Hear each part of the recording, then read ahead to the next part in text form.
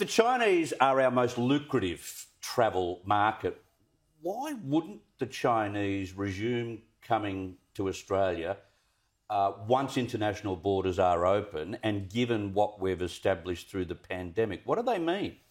Well, I think it's difficult for me to comment on that particularly, but when I look at our core markets, the US, the UK, New Zealand, and, generally our markets across the rest of the world, I think we're actually, as we get beyond this pandemic, we're going to find ourselves in pretty good shape, and I think aviation is going to come back quite strongly.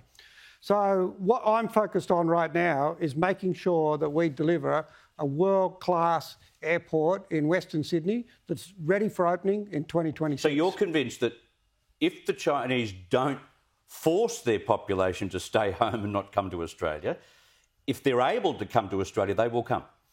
I think what we should be focusing on, I think what people in Australia are worried about today is when can I get back and see my family and friends, and what does that look like as we come out of post-pandemic? Yeah. And I actually think that that's what Australians are focused on is, when am I going to see my new granddaughter that's been born overseas? When am I going to see my parents or my grandparents that are overseas?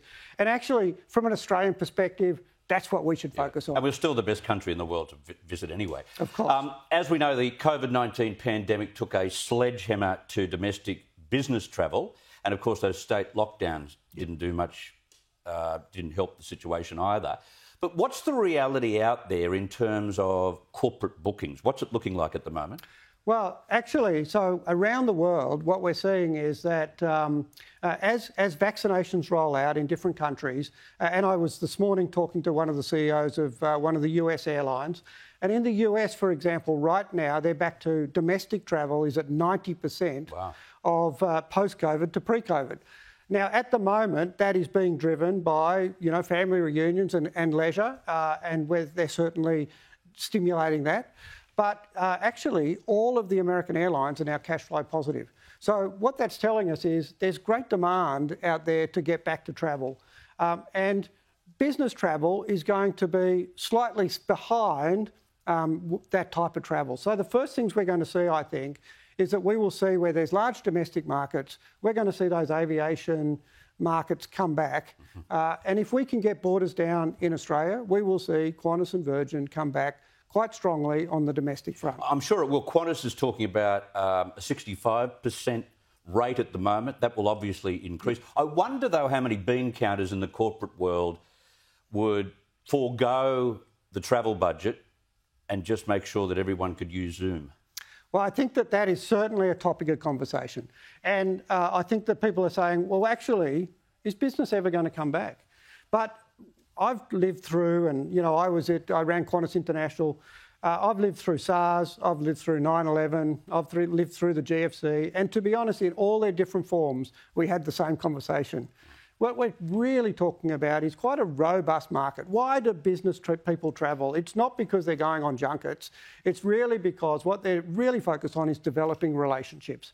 Whether those relationships are with their employees on a global basis, whether those relationships are with their business partners, suppliers, or ultimately investors in their company. We actually travel as business community that travel because of those human relationships. And ultimately, because we're all human, business travel is very resilient, and once it's safe to travel and it's considered safe to travel, business will come back and it will be very resilient, as it always has been.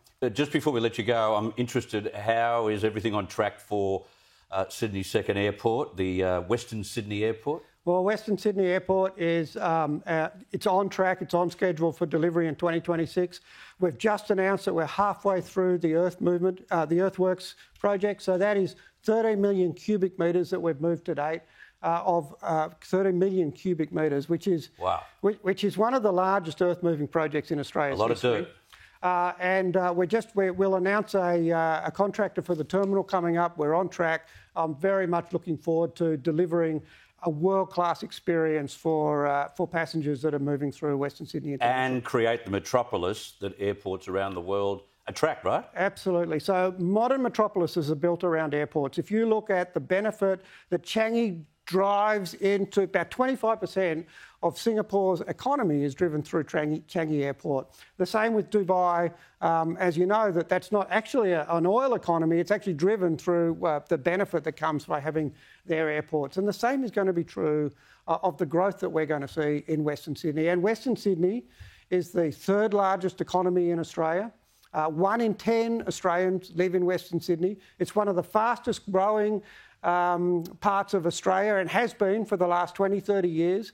It's got 270 different ancestries in Western Sydney. That just tells me that everybody in the world is actually there in Western Sydney, and I think it's absolutely fantastic that we're going to have a world-class airport, not just for Western Sydney, but for all of Sydney. Good to have you in here, Simon Hickey. Thank you very much for your time. Thanks, Chris.